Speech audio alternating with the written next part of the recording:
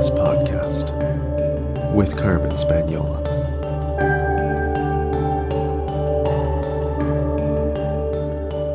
Hi there, and welcome to the Numinous Podcast, where we have interesting conversations with everyday folks about the mystery of life. This podcast is a complement to the Numinous School, an online intuition development course for people who want their self-awareness to serve a greater good. I'm your host, Carmen Spaniola, and I'm not actually here this week. Through the magic of podcasting, I'm actually on a mother-daughter trip with my 11-year-old girl, Mirabella. I captured this conversation when we were just hanging out folding laundry one night, and I hope it inspires you with some good prompt questions to ask your child or loved one. So, I noticed that you are wearing some leggings that depict the galaxy.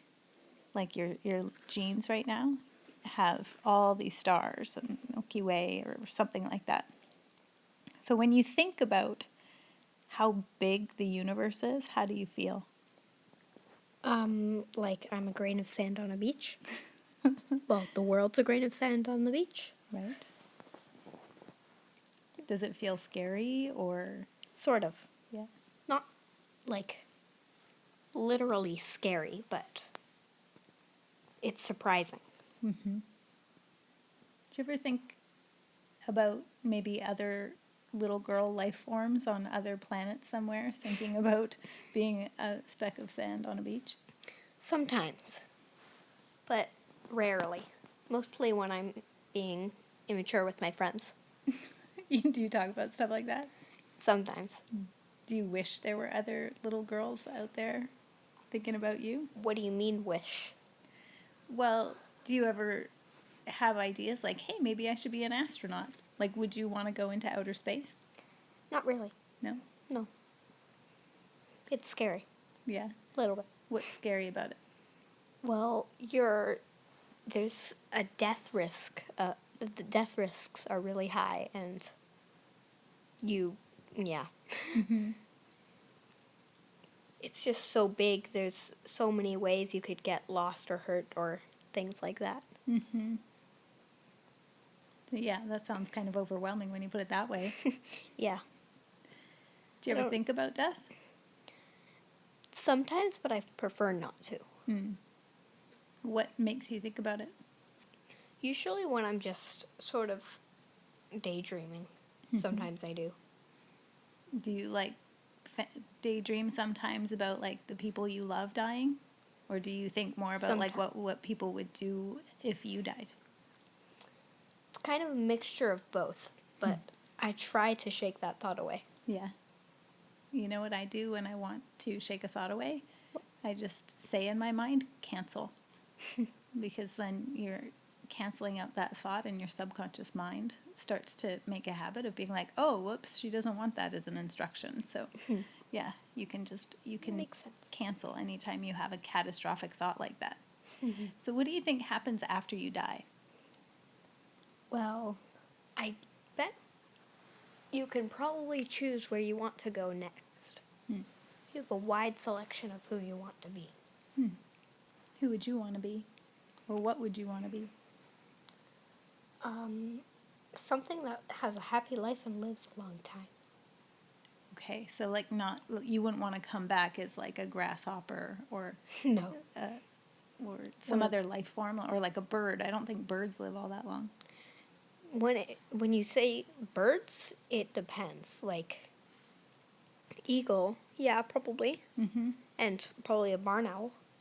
Okay. Just an owl of any type. You like the heavy hitters when it comes to symbolic birds, hey? Like Yeah. owls or... Do you know what owls symbolize? Wisdom? Yeah. Do you know what eagles symbolize? No, actually. Transformation and spiritual, I guess I would say medicine.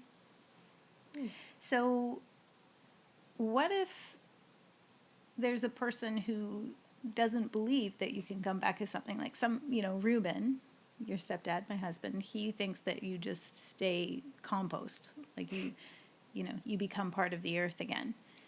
What do you think is going to happen to Reuben after he dies? That I'm also not sure of. I guess what you believe in is probably going to happen once you die. Because who knows? Right. So, do you believe in angels? I guess so. I sort of do, but sort of don't at the same time. Like, in miraculous situations, then sometimes, yeah. Like, how it's either like parking angels, like when you say, or it's just a really big coincidence that we magically find a parking spot right close to the building we need to. Yeah.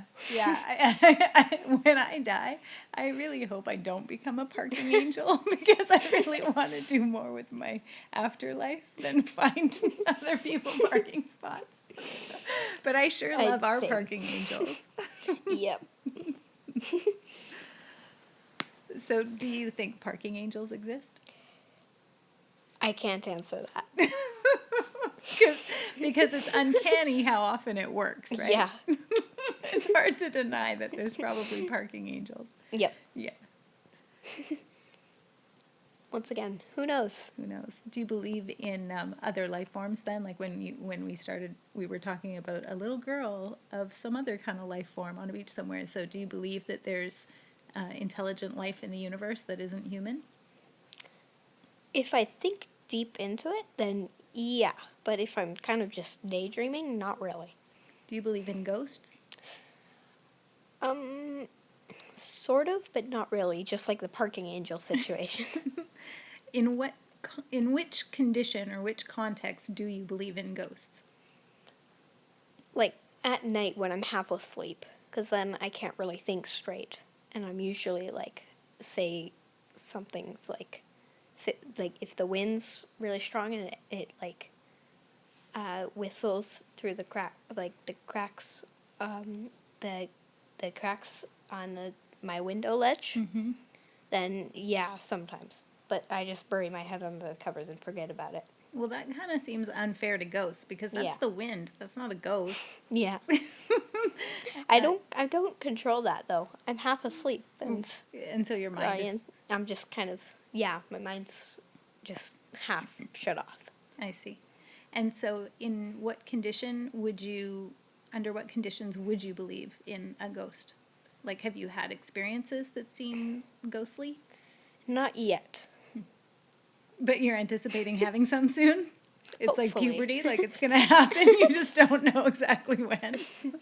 I guess so. I see. Do you believe in God? I guess I do. But when it comes to sometimes you like ask for something to happen bleedingly and apparently some of the time nothing happens, which affects my belief. I see. I know that like not every like things won't always happen, but So, yeah, I know that there are lots of times when I've prayed for things and then they don't happen. And I just think, I have, especially when I was your age, I sort of thought, well, thanks for nothing. But, I mean, I guess the way I look at that is you're going to get some of what you want and some of what you don't want in your life. And when you average it all out, it's pretty much what you need. So do you know what the term is for thinking about stuff a lot and trying to make it materialize in your life? I know something similar to that, like lucid dreaming, but that's not reality. So, no. Okay, I was talking about manifestation, but I'm curious what you know about lucid dreaming.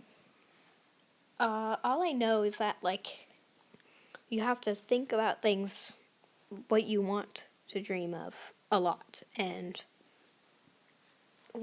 eventually you'll like realize that when you are dreaming, it is a dream, and be able to control what happens in your dream. It's sort of like, say, a sorcerer or a sorceress. Ooh, that's exciting. Do you know what part of your mind controls your dreams? No. It's your subconscious mind. Do you know what that means? Oh, yeah. Like we were talking about this the other day, weren't we? Well, the subconscious controls your like beliefs and dreaming. No. Yeah, dreaming. Yeah. And creativity. Yeah. And do your emotions come from your conscious or your subconscious mind? Subconscious. Yes. So yeah, your conscious mind is like the thinking that you think about. And your subconscious mind is, making all of the other things in your body happen. So it's what's controlling all of the functions in your body. You don't have to think about breathing. It just happens. Yeah. Right? So your dreams are originating in your subconscious mind. And what do you think is happening when you're lucid dreaming? Now, I'm just asking your opinion because there's a lot of research about this, and even scientists can't totally for sure know exactly what's happening. But what do you think is happening when you're lucid dreaming? I think what's happening is you're purposely controlling your dream. So it's however you want it to be. Like, say for some reason you want to feel like what flying is like, which I've done before, and magically grow wings in your dream or something like that. What was that like, to grow wings and fly in your dream? Yeah. What was it like? Well, it was better than walking, that's for sure. And it's as fun as it looks like in the movies, That's cool. but better. But better than in the Yeah. movies? Because what was different from just watching it? You'd never have to worry about like obstacles or anything like that. Do you remember having sensations in your body? What do you mean? Well, could you feel in your body? Like, I know the first flying dream that I had, I remember in it, I kind of walked and then took a couple of quick steps and then just like lifted off the ground like I was in a helijet or something. And I remember that sensation of like being, of lifting up and kind of being that moment of a bit of weightlessness. Do you remember any kind of sensation like that in your body when you were lucid dreaming about flying? Yeah. One of them, I started off sitting on the ground, and when I started, like, actually flying and using my wings, it sort of felt like when, say, you're at the bottom of the pool for a while and you decide to surface and you push up with your back legs and, like, everything's just drops behind you and you feel free. Yeah. Wow. That's cool. What did you do to be able to fly in your dream? Well, my dad was just my dad. He was talking about like lucid dreaming and controlling your dreams, and he told me about a few of his flying dreams, and I guess that just triggered my memory. Wow. So it kind of runs in the family, because not everybody can have flying dreams. Well, everybody can have them, but not everybody does have them. I know a lot of people that have tried and still haven't had them yet. So do you feel special, or did it just feel like pretty normal to you? In between, Average? more special than normal. Cool. It was real nice. That makes sense to me, because you're more special than normal. Thank you.